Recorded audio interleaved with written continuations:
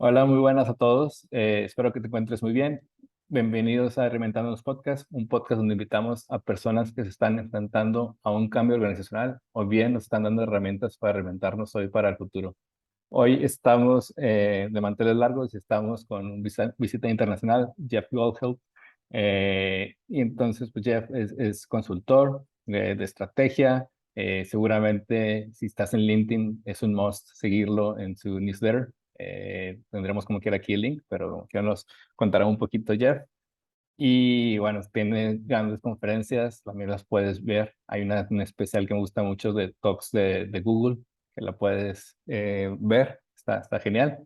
Entonces va a ser la entrevista en inglés, pero pues nuestra audiencia también habla y controla bien el inglés. So, welcome to the show, Jeff. Luis, thank you very much. That was a lovely introduction. And we do have to do the interview in English. Although I bet if I tried hard enough, I could pull it off in Spanish. I've been working on my Spanish for a long time now, but I still express myself more convincingly in English. So I suppose it's best to stick in English. Yeah, no, it's awesome, and you have like a clear accent, so I understand pretty well, and I am sure that our audience too. So we want to start with a checking round to follow our tradition, and our checking round is what you value most in life. That's such a huge question. Mhm. These days, the thing that's most important to me is time at home with my family, Mhm. with my friends, just being home. And I believe it or not, the pandemic reinforced that for me. Prior to the pandemic, it was still something that I valued, but I was traveling extensively for work. I mean, almost weekly. And since the pandemic, I've been largely home for the majority of the time, and certainly not traveling for business nearly as much. And it's made it very clear to me that this is the most important thing. And so I've been optimizing everything that I do in such a way to maximize my time at home with my family first, and then my friends and my community. Wow. Yeah. Me too. I think I value my time, and sort of I'm introvert, so I always like kind of introvert value our energy. So we are Yeah. always like, finding place to be alone or to do exercise, uh, kind of this balance. So we are like for need and for survivor and to be okay with the people we love. I think 100%. I Yeah. don't know if we are introvert or extrovert, but what happened? I mean, look, I mean, it's not, it's a spectrum, right? And so I just came home from Germany. I was at a conference, the Product at Heart conference in Germany, and I gave a speech. I taught a workshop. I went to the dinners and the parties and everything. And, I'm comfortable in the crowd and in front of the crowd during the days, but at some point the energy runs out and I have to go back to the hotel room and recharge. So it's some combination of extrovert and introvert, but it's not, I'm not an extreme on either end of the spectrum. I need both. Nice. Yes, I think it's called the ambivert. So Ambivert. Okay, I like that. Yeah. nice. That's what I am then. It's not that common, so that's cool.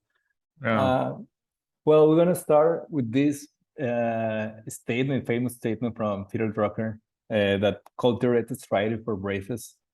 I don't know if your experience is true, or you say that there is no black and white, or how do you can say, okay, Peter is wrong or not?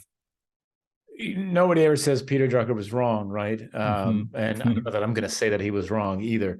I think, this idea of culture eats strategy for breakfast, what I think he meant was that successfully achieving your strategy requires a culture that supports, the ways of working that maximize your chances for success.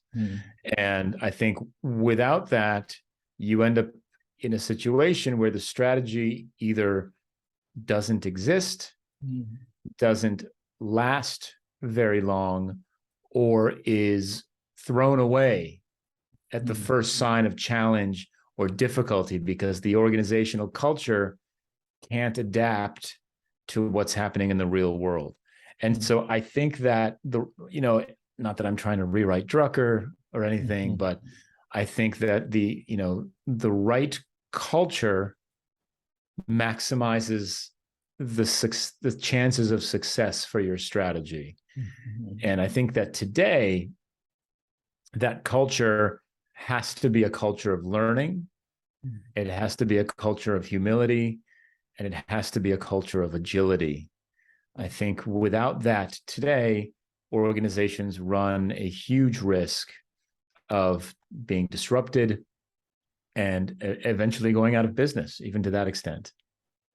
Yeah, that's true. And we're going to talk about more in advance about learning and humility and agility.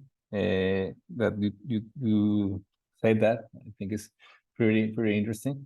But probably we want to start with the OKRs that you are like evangelist, or we listen to you, and in this newsletter you write a lot about OKRs, and probably or in first person, I see many organizations only change the name, or it's a trend like, change our KPIs to OKRs because they sound that they're cool, but I don't know how can we do right the OKRs or finish with this only trend or only this change of name. It's a real risk. And I think it fundamentally is caused by the leadership of the organization not recognizing what OKRs are. So what is this goal setting framework, and how is it different, and why is that important? And I think the other reason that happens is because organizations, they do a lot of what's called cargo culting. Cargo culting is when you see somebody else doing something, and then you mimic the movements, you imitate the movements, but you have no idea what you're doing. Like, well, they're doing this, so we're going to do this as well because, they seem to be doing well. And without really recognizing what it means to change your goal setting framework. It's actually quite significant, right? The concept itself is simple. The concept of OKRs is simple, but this idea that implementing a simple change is, doesn't have big consequences is wrong. The fundamental difference is that objectives and key results force us to do two things. They force us to think through why we're doing the work. That's the objective part, right? Why are we doing this? Okay. Like what is the goal? What is the benefit? What is the transformation that we're trying to create in the world? What's the story we'd like to tell in the future about our work? What motivates us to get out of bed every day? What motivates us to come to work every day? That is a part of the conversation that I think gets lost in a lot of organizations.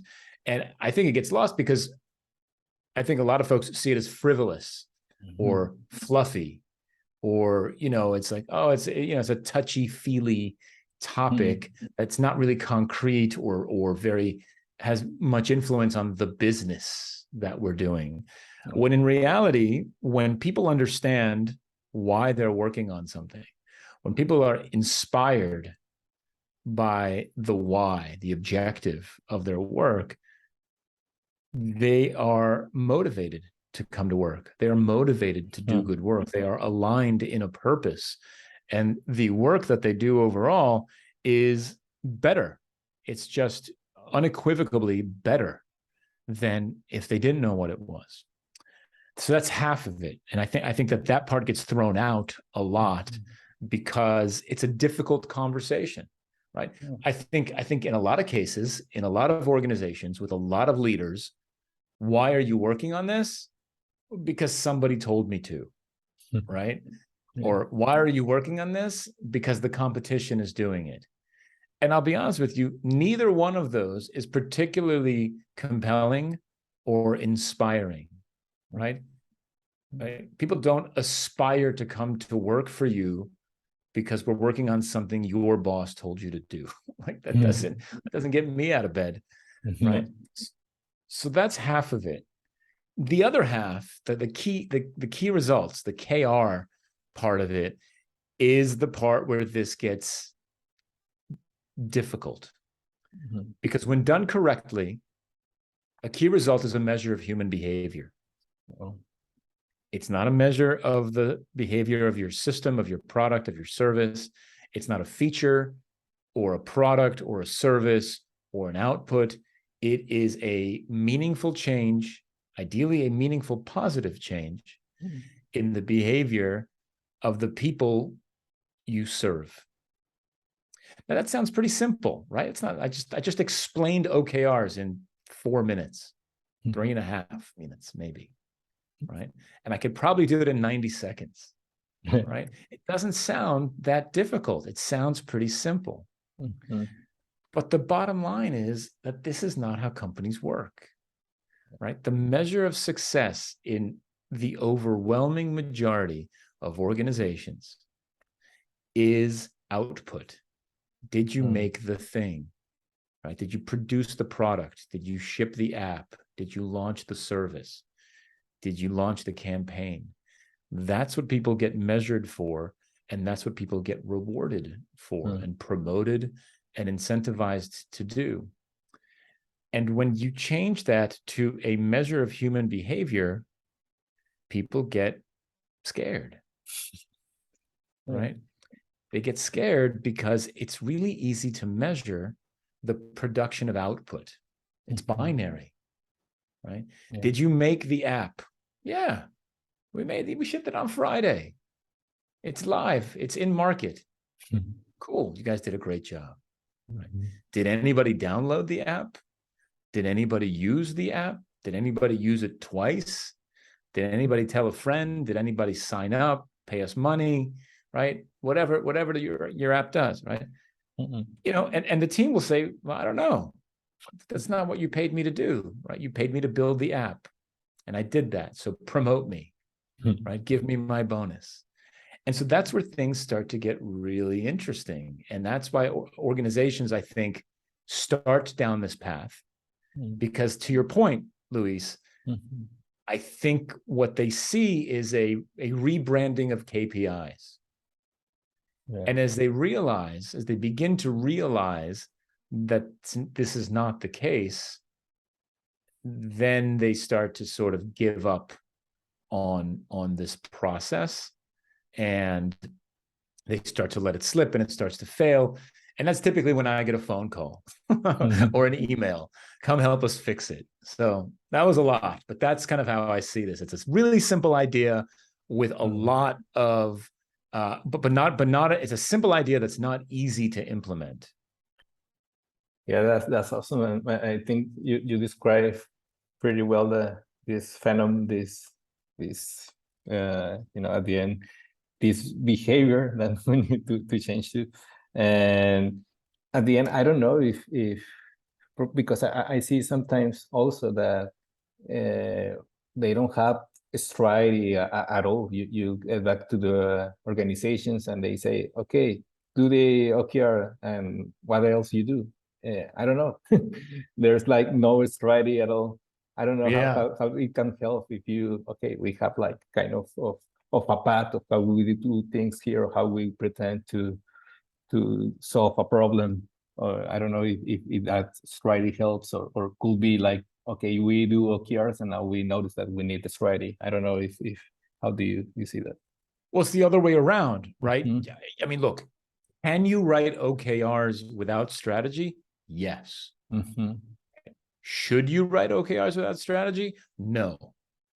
I mean, the key is the OKRs tell us if we're making progress towards achieving the strategy. And so if we don't know where we're going, well, then your team is going to make up some goals for yourselves. I'm going to make up some goals for my team. Are we pulling in the same direction? Are we trying to achieve the same goals? I don't know. And it doesn't matter, because there's no North Star for us to follow, right? The strategy has to come first. You don't define strategy from your OKRs. You define your OKRs from your strategy. Oh, that's right. Well, and you have many good books, but I have one here. Nice.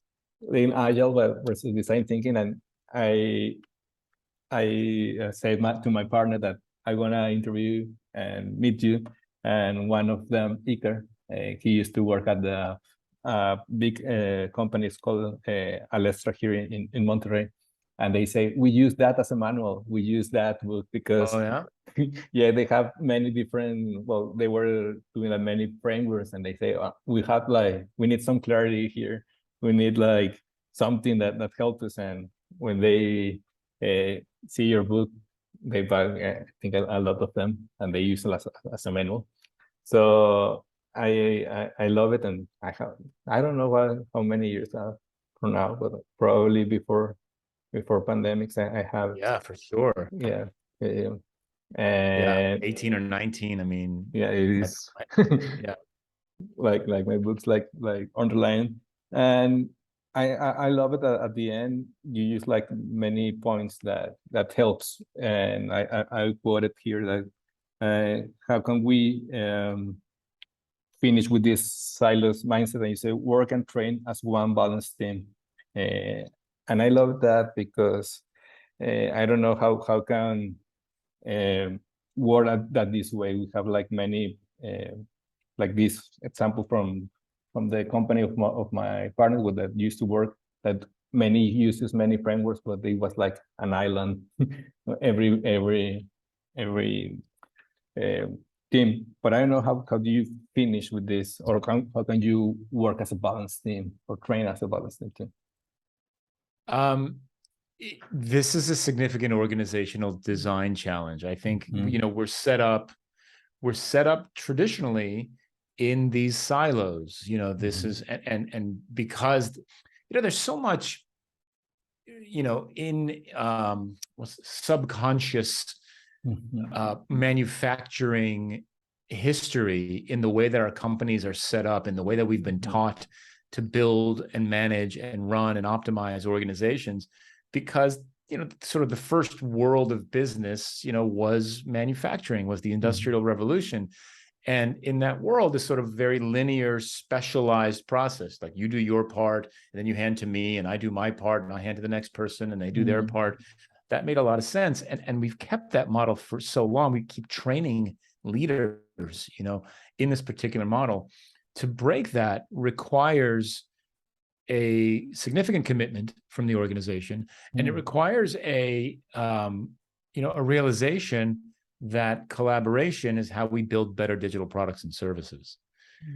And so it requires designing an organization that builds its teams this way and manages its teams this way. It doesn't mean that you can't have technical expertise or technical leadership, right? Like if you're a designer and you're working on a cross-functional team with engineering and product management, that's your day-to-day responsibility.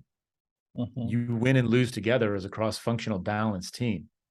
It doesn't mean that you don't have a design leader or a design mentor, someone who's in charge of making you a better designer, right? In the organization, you can basically report to both. But your day-to-day responsibilities and your commitments are for the balanced team. And this holds true for product managers and engineers and anybody else who should be on that team. If your organization doesn't work this way today, and we've had plenty of models that have succeeded this way, and then have gone on to become adopted and even sort of standardized, like the Spotify model. You've heard of the Spotify doesn't even do the Spotify model anymore, but as a starting point, why not?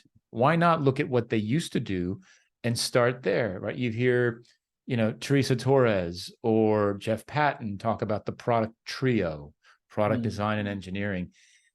There's lots of good material out there, including Lean versus Agile versus Design Thinking, Lean UX, Sense and Respond, all the books that we've written as well that talk about this. The way that you start to break down these silos is you prove the value of a better way of working.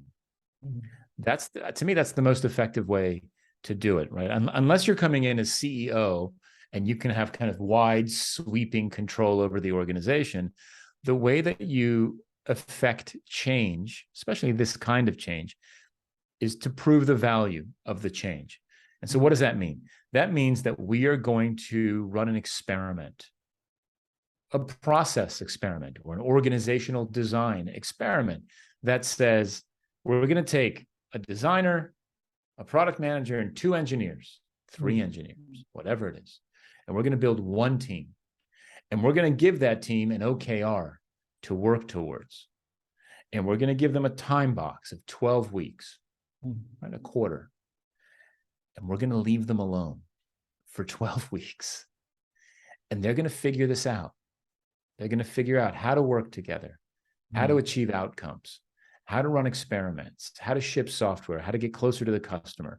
And they're going to communicate with us regularly and transparently over the course of those 12 weeks about how it's going, what they're learning, what's working well, what's not working well. And ideally, at the end of that 12 weeks, they've proven that a balanced cross-functional team focused on one initiative and targeting outcomes or key results in this particular case is a better way of working. We need to put in very clear metrics. What does better mean, right? Let's define better in our organization. And if we can achieve that in the experiment, then we can take that data and we can start to scale it. We can use that data as justification for scaling the model from 1 team to 2 teams, from 2 teams to 5, from 5 to 10, from 10 to 25, and so on and so forth, right? So we grow slowly and we collect evidence to justify further investment in the idea. It's literally the exact same thing that we talk about in Lean UX, that Eric Ries talks about in Lean Startup. But instead of focusing on products, we're focusing on ways of working or organizational design. And that's how you start to build momentum for this change.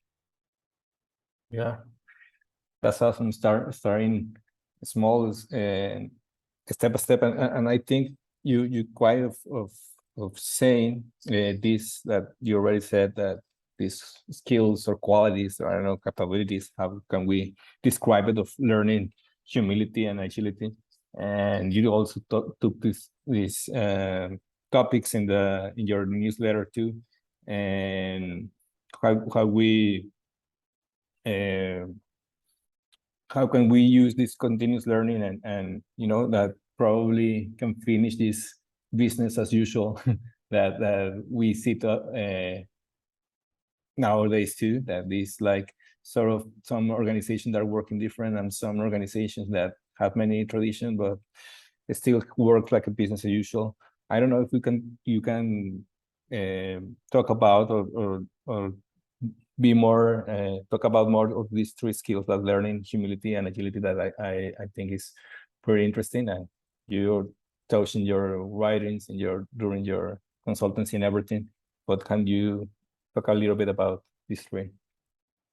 So look, it's such a loaded word, particularly in sort of American based businesses, especially like in American business culture. This idea of humility, right? I think, there are a lot of people who misunderstand the word.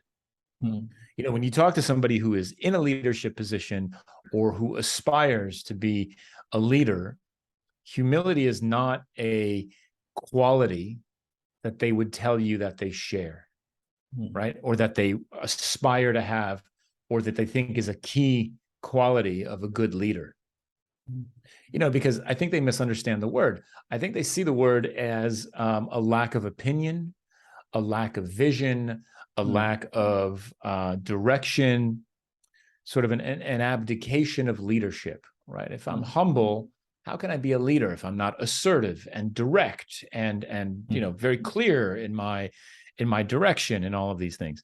The interesting thing is you can be all of that stuff and still be humble, right? Humility, in my opinion, basically means that, look, I'm a leader, or I'm an aspiring leader. I have strong opinions, okay? Right? I have a lot of expertise and experience. I'm going to use that to form an opinion about where we should go and what we should do and how we should do it. And I'm going to share those opinions in that direction with my teams, with the organization. Now, that team is then going to go start executing on that vision, on that direction. As they begin to do that, they will begin to learn new things. Inevitably, some of those things will conflict with the direction that I have given the team, because I can't predict the future, no matter how smart or how much experience or how much expertise I have or how strong my opinions are.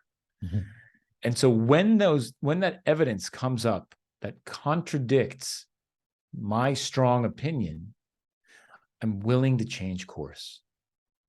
That's it, right? That's it. Strong opinions loosely held. I learned that from Janice Frazier, you know, feels like 100 years ago at this point. But that's the definition of humility. And if you can show that, if you can model that behavior for your teams as a leader, if you can show that you are willing to change course based on evidence, they will go and do the same thing. They will go and seek out justification for their work. They will validate their work, and they will use that evidence to do better work or to change course from the work that isn't as good to something that is actually better. And so, to me, if you're looking for innovation, if you're looking for agility, if you're looking for a customer-centric approach to product development, humility is the answer, fundamentally, right? Because if your culture is humble, then your culture is a learning culture, right? It's a culture that says, we have a strong opinion, but we are going to go learn whether we're right or we're wrong. And wherever we are wrong, we are going to change course. And no one's going to get fired for that, right? And no one's going to get a demotion from that, right? We are going to celebrate learning, and we're going to celebrate course correction. And to me, all of that comes from humility. One of the first things you asked me is, you know, this culture eats strategy for breakfast, right? I think that humble organizations, culturally humble organizations, are much more likely to achieve their strategy much more quickly and with less waste. And to me, that's the key to all of this. And the only way that this becomes a part of your culture is if you as a leader model that behavior. If your teams, if your people see you behaving this way, saying, look, you know what? I know I told you guys to go left. I see you're going left and we're not getting anywhere, right? I see the evidence. We should probably have gone right. Okay, let's change course, folks, and let's go right. Right? I admit I was wrong. Oh my God. When's the last time you heard an executive say that? Right? That's the key, I think, to all of this. Awesome. I love it. How you explain it, and that's true. I think another ingredient that is there, and you talk about it too, is about storytelling. And you have an awesome tech talk. We're gonna put also the link to it. And you suppose there a framework that like simple you suppose situation, there's a complication, and there's a solution. I don't know if through all of this, you know, to all this journey of changing through organizations, or to start working good with the OKRs and everything we do, the storytelling is like, I don't know if it's the right thing. to do, or a capability we should learn, or organization should use, like this storytelling? Listen, I even wrote about it on my blog today. Mm-hmm. I believe that the most valuable skill you can have, Mm-hmm. regardless of what you do, is storytelling. Mm-hmm. I think the overwhelming majority of us don't work in positions where we lead with authority. Sure, some of us are middle managers, and a few of us are senior leaders and executives, and maybe C-level executives, right? Mm-hmm. But the majority of folks are not. And so if you don't lead with authority, then you lead with influence. Mm-hmm. And the best way to influence people is with compelling storytelling. I would argue that even if you do have the capacity and the authority to lead from a true leadership position where you've got the authority to tell people what to do, I still think it works even more effectively if you can tell a good story. And so to me, this is the most important skill for product people, for designers, for engineers, for aspiring leaders, for anybody, to be able to clearly articulate, right? This is the situation that we are in right now. Mm-hmm. This is the complication that's standing in our way. Mm-hmm. This is the resolution that we're targeting, right? If you can speak to it, right? If you can speak to it in this way, you can carry people with you, right? It's a fundamental difference, right? I'll try to illustrate it on the cuff, right? Off the cuff. Like, let's say we're building a mobile app, right? One story you can tell your team, if you're the leader of the team, is mobile app, right? We're building it, right? We're building a mobile app. That's our story. And look, will the team build a mobile app? Yeah, they'll build a mobile app, right? Another way you can say, look, folks, we are like in the top 5 furniture retail sites in North America. And we do 80% of our business through the desktop website. We believe that a lot of folks are coming into the store, and we'd like to enable them to shop on their mobile devices, right? And we believe that there is the potential for, $50 million in additional revenue if we can unlock the mobile channel.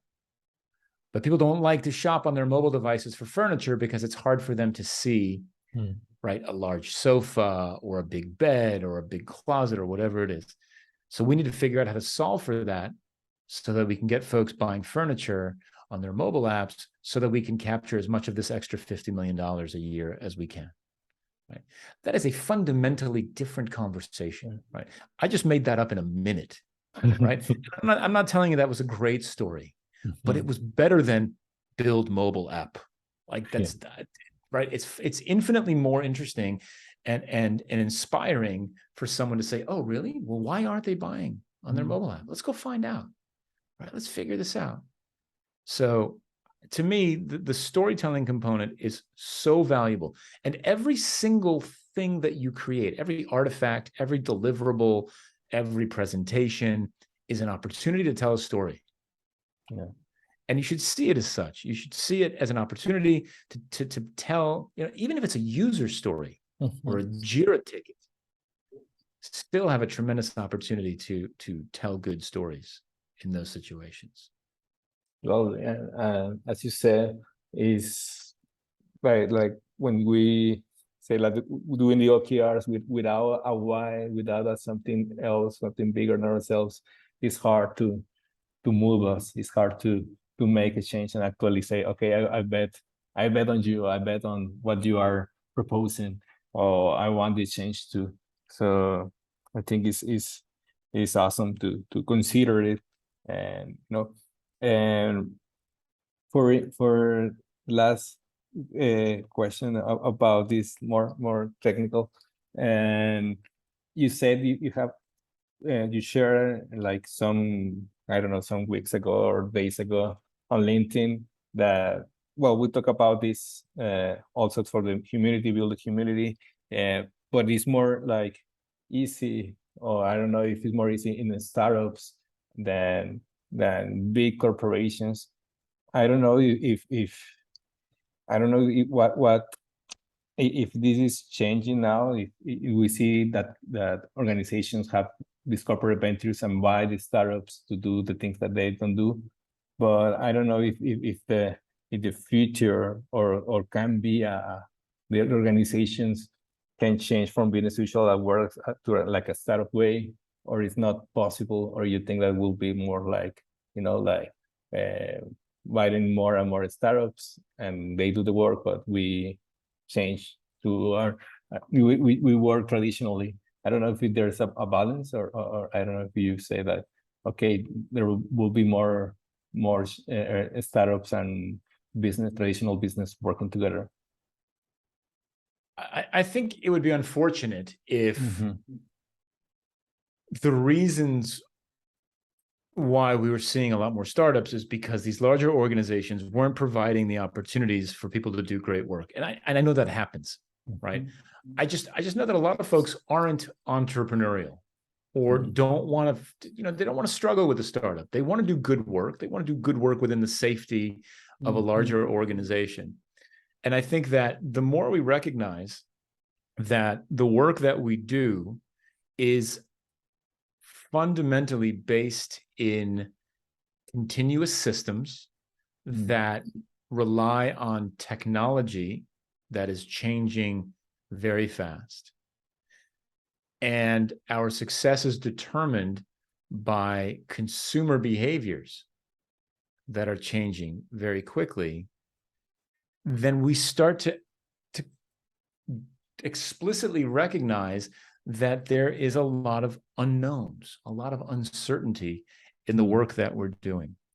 And this comes back to humility, right? This comes right back to that. It's saying, look, I have a strong opinion about where we're going, right?